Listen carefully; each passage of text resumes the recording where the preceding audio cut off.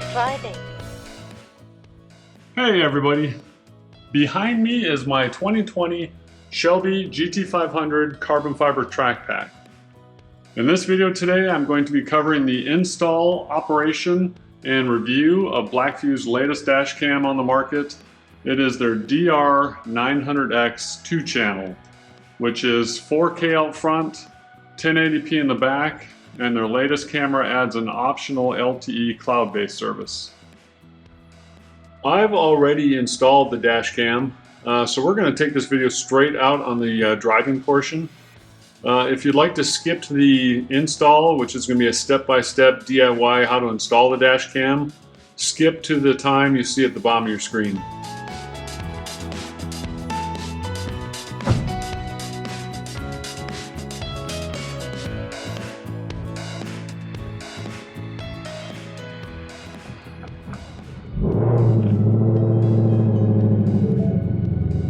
Parking mode off.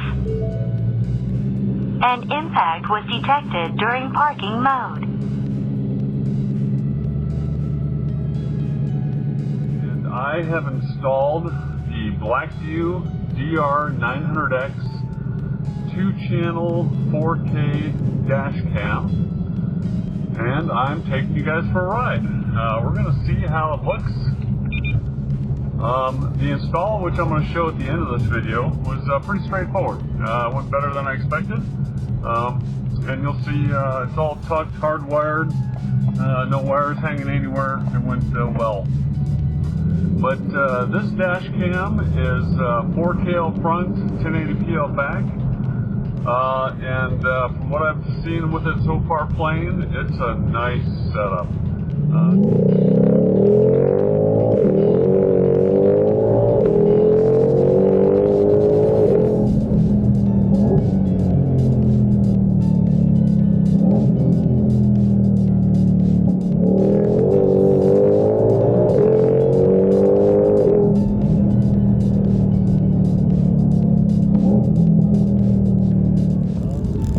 So if you're wondering why I would want a dash cam on this car, this is essentially my race car, for quite a few reasons. Number one is, safety and security. If you're out driving around, somebody cuts you off, somebody hits you, and it becomes your word against their word. You have recording front and back of what happened. Number two is, you can set this camera to run while the car is parked. The camera has a built-in timer as well as a voltage sensor, and it'll record. You can set it for like 24 hours after you park it to continuously record, and it'll shut off after that 24 hours. Another thing it'll do is it'll monitor the battery voltage, and it'll shut off the recording. Of course, going under a bridge here, got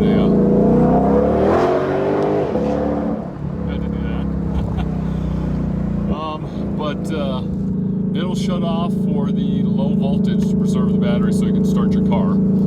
So either one of those will trip off the recording, but it records while the car is parked, so that if somebody messes with the car or hits it, this car actually has it's about a $16,000 carbon fiber wing on the back.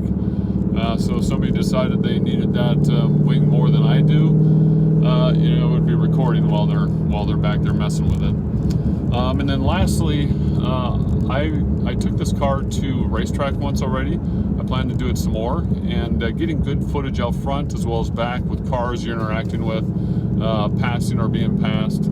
It's nice having that front and back footage. And with my phone, an OBD2 port reader, an app, and software for my computer, I can save performance data of the car, gas, brake, G's, all that stuff, gear, and then I can edit that in with the software into the front and back dash cam footage, which is really neat for on a racetrack. Other reasons are I have a YouTube channel, so it's nice to always have footage going. So, you're out driving around, like I said, this thing is constantly recording. So if something neat happens, you're like, oh man, I wish I had that recorded. It's always recording, so all you have to do is download it. It has the video all the time as well as the audio. And the camera stores it in 1 minute, repeating, loops, and it'll overwrite it eventually. It's based on how big your SD card is. Mine is our micro SD card. Mine is currently 64 gigabytes. I'll probably end up getting a bigger one, but like I said, it's always recording, so it's really a nice setup. There's an impact sensor in the camera that will save and lock 5 seconds from before the impact to, I think it's like 25 seconds after, something like that, and it sets it aside in a red event video title, which is nice. Now I noticed that when I have my car on a battery tender in the garage, and when I close the hood, slam it, it marks it as an impact sensor, event, which is good. Taking a time out to talk about the Blackvue app for your phone. This is the home screen that comes up. The two options on the left there, cloud and battery, are two options I didn't get. I didn't opt for the LTE cloud service. And the battery lower left, that is for an external battery pack that the camera would run off of that while in the parking mode versus off the car battery. I didn't opt for either one of those. So next I'm going to click on the upper right there, the Wi-Fi. That's what connects you to the camera. And these are all the video clips that are stored on the camera itself. Again, the camera records in 1 minute increments. And this is what you do to play back the video off of the camera. You can choose the original file, which is the uncompressed version, or you can choose a compressed, easier to play back version. But here I'm just watching the video off of the camera itself. After playback, I download the footage from the camera onto the internal memory or the app itself. Again, these are 1 minute clips. You can see how long it takes. The 4K front camera footage takes longer to download than the 1080p rear camera footage. But the download speeds are pretty quick. And again, this is saving it now to the phone app itself, where you can edit it, and put it on your photo library. From there, I go back to the home screen, click on internal memory. Now these are all the video clips that I've downloaded and stored on the app itself. Back to the home screen, click on Wi-Fi followed by firmware settings. Takes you to quite a few different pages you can adjust. This being one of them is the shock sensors or G sensors. My car is essentially a race car with a stiffer suspension, and the firmer ride was causing a lot of the red coded events to trigger. So I went into the driving settings and basically disabled all of the shock sensors while the car is in motion. I'll be in the car, so I'll obviously know if it gets hit. There's no need for these to be saved and marked as red events. I did leave all the parking sensors up nice and high so that if somebody hits it or a shopping cart hits the car while it's parked, it'll be saved. This screen is important because you can adjust brightness for like window tint like I have on the rear window. And then there's other screens where you can adjust different settings like this one. Finally, you can adjust motion detection front and rear for when the car is parked. So that's it for the app for now. We're going to go back to driving. The camera has its own built-in GPS, which allows you to view position on playback through the Blackvue app. I've got mine set to Google Maps. I think you have a map option on that, if I remember correctly when I set it up. And then it also has speed that displays on the playback. And then I also have in the corner of my videos, I've got just my Shelby flyer name up there, so you can see, you can put in any name you want in the corner of your playback videos.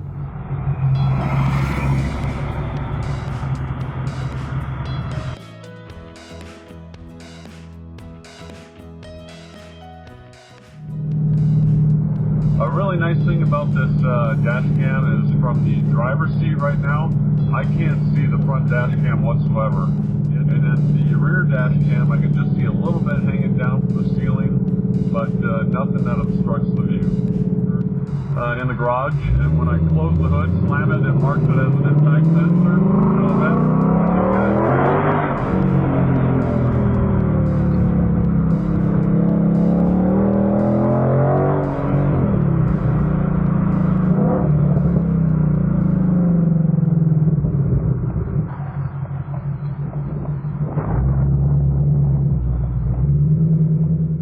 using some still frames here to zoom in and take a look at license plates around me. Hopefully these uploads to YouTube don't make them too grainy, but on the original footage I can read the license plates just fine, which might be handy if you ever need it.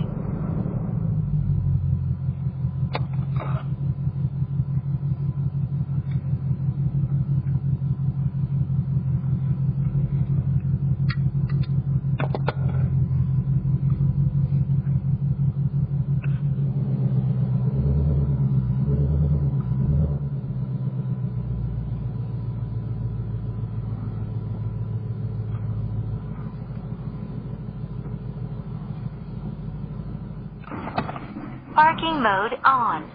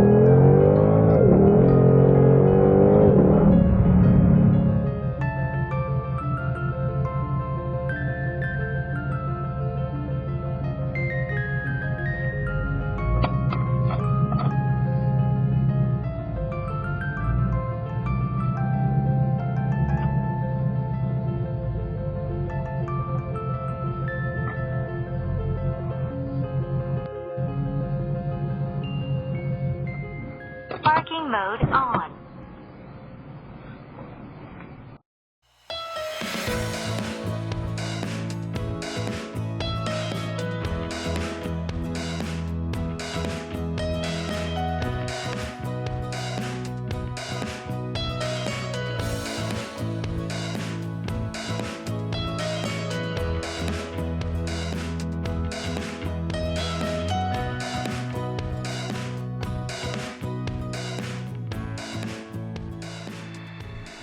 Blackvue for your safe driving.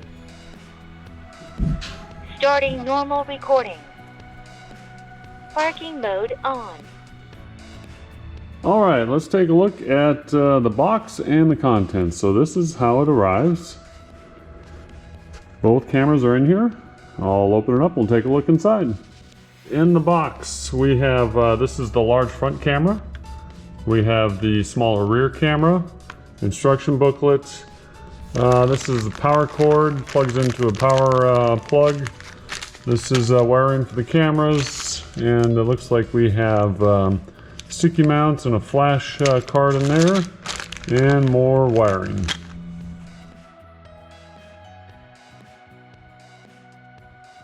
So this panel right here, this sill panel, should just lift up. There we go.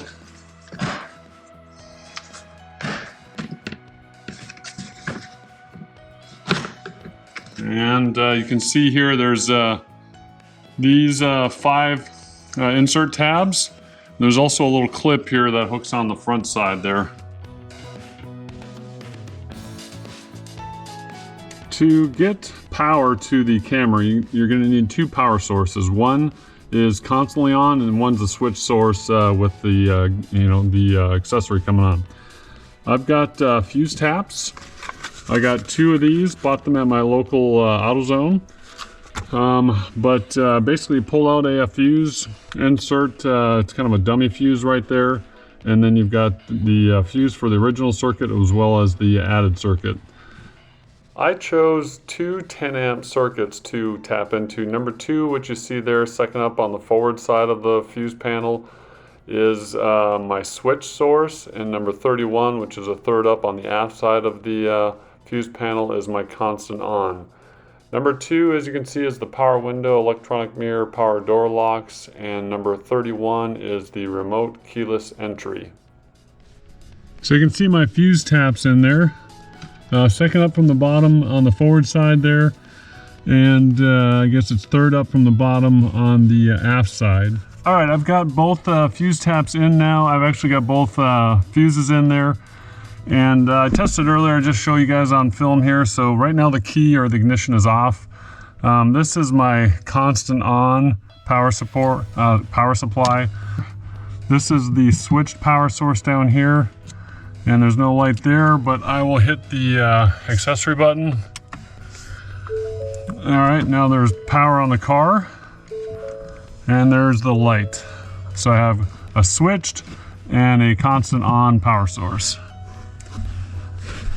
Also, the instructions did say to test these ADA circuits. Don't put in the fuse for the original slot or the original circuit, which is the bottom slot. Just put it in for the top slot or the added circuit. And when you're testing it, if it doesn't work, try flipping it 180 and testing it again. These both work with the wire lead coming aft.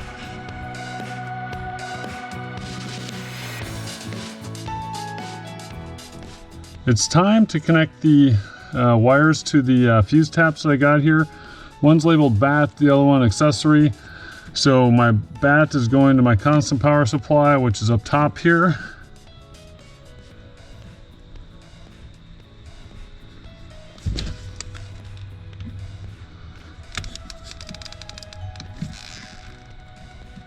That's good and snug. Shouldn't pull out. And my accessory is going to the switched power source.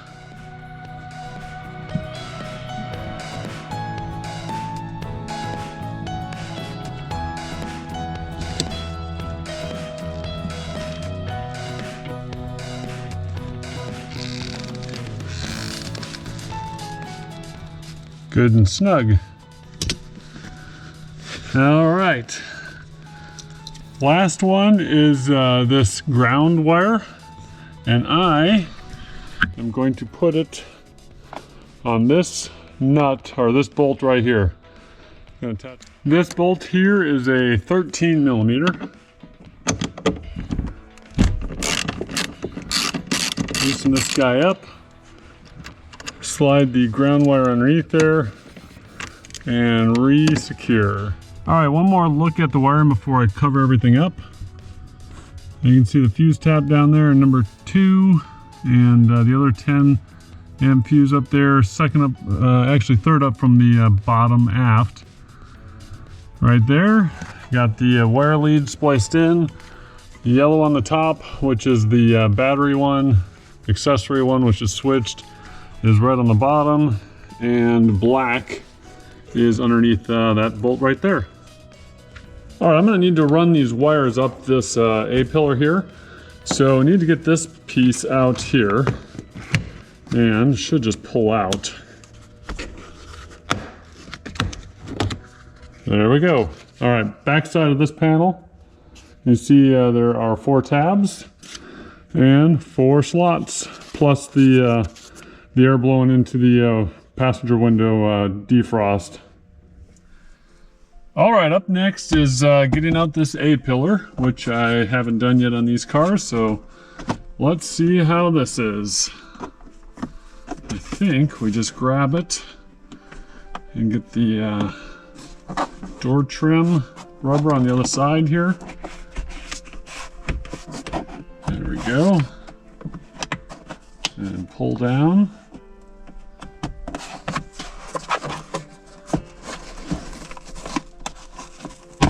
There we go.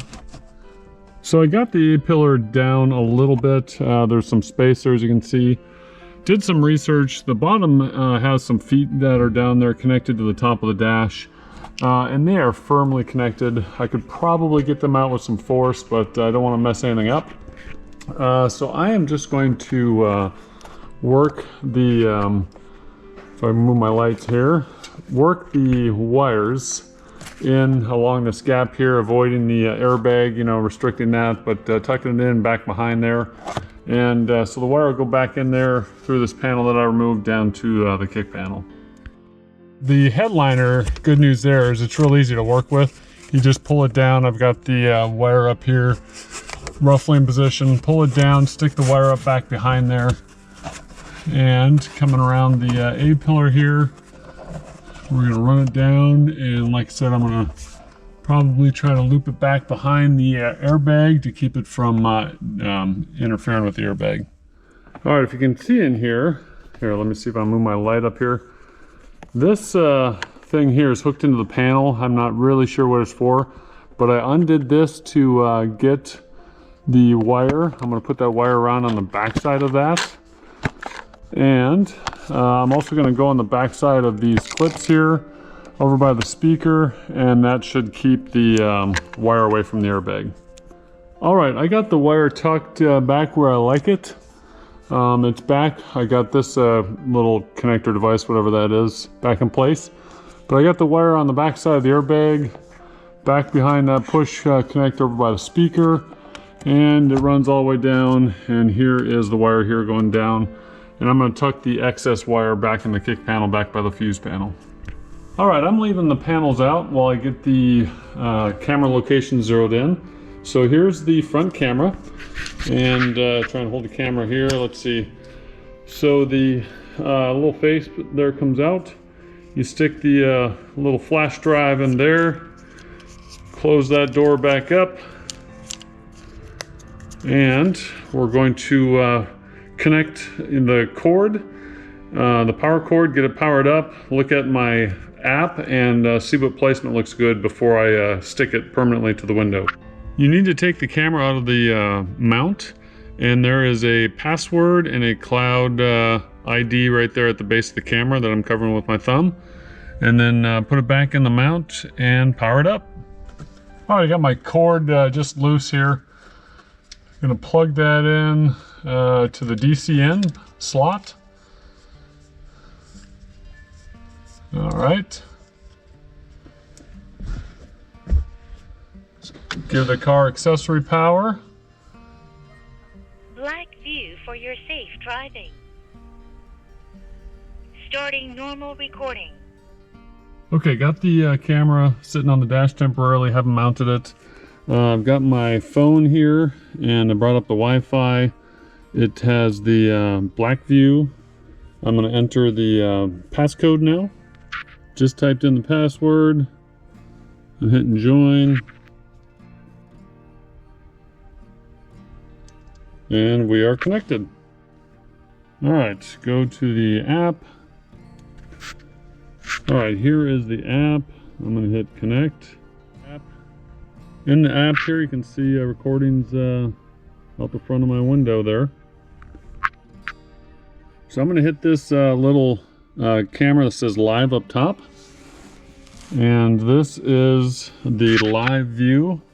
As I move my camera around here, let's see, you know, we can see what it's looking at. And I'm going to use this to find a good spot on the windshield.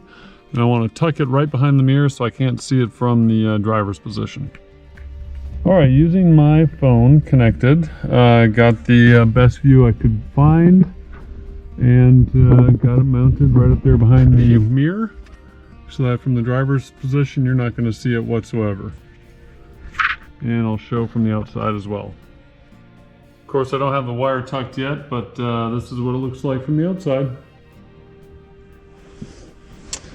All right, time to tuck the wire. And like I said earlier, this headliner is really easy to work with. just pull it down and tuck that wire up back behind there.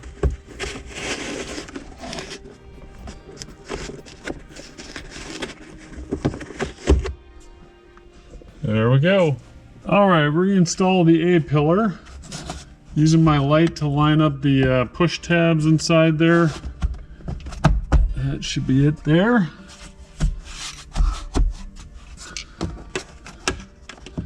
And then taking the rubber on the outside here by the door and getting it on the outside of the plastic panel.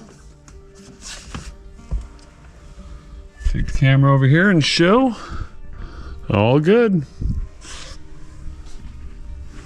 No wires. I used a couple of zip ties to clean up all the loose wires and secured them to one of the wiring harnesses down here in the kick panel. But it's time to put these panels back in. First up is this end piece here with the 4 push pin connectors. It's got to go up behind the A-pillar. So get that up in there.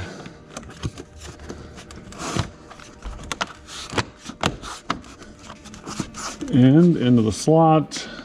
Put the rubber trim on the outside. There we go. Next up is the fuse box kick panel cover. And we got some push pins on this side as well as the back side. This actually has to go up underneath that panel that we just put on. So you could actually do this one first.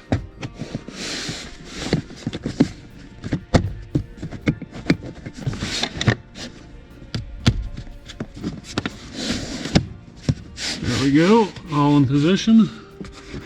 Make sure the rubber's not pinched on the outside. Last of the panels is the sill plate here. 1, 2, 3, 4, 5 push pins, a couple of slots. There's a slot in the front and 2 on the top. Just line it up, front and back.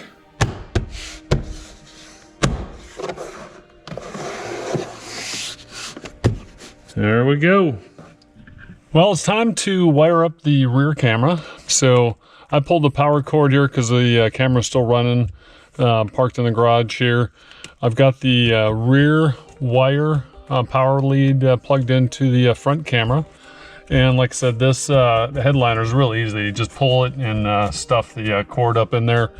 I went around the mirror support there. That's easy.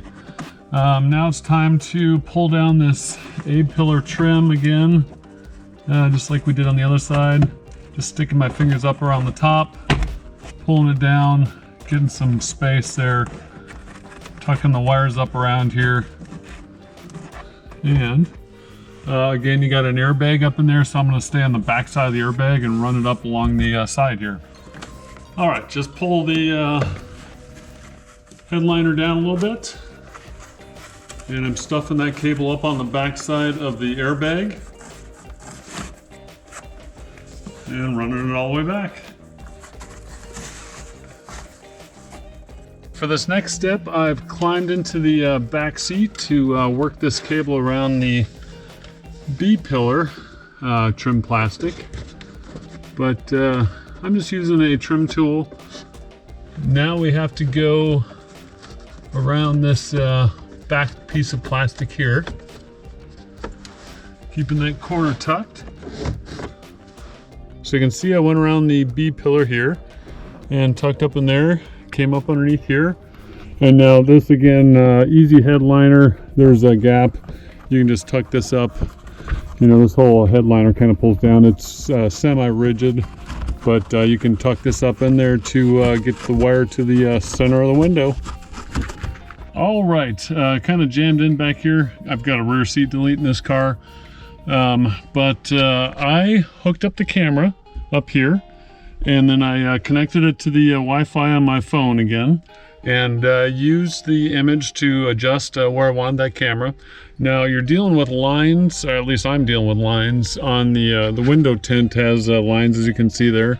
So I was moving around to find the best possible shot. And I'm pretty happy with where it is. So There's a lot of excess cable that I just kind of routed back and forth, zigzag back up in here. I didn't zip tie it or anything. I just pushed it up in there. This headliner is easy to work with, like I said before. But here's the camera. It's mounted, and the cable is routed up along the left side of the driver's side of the car.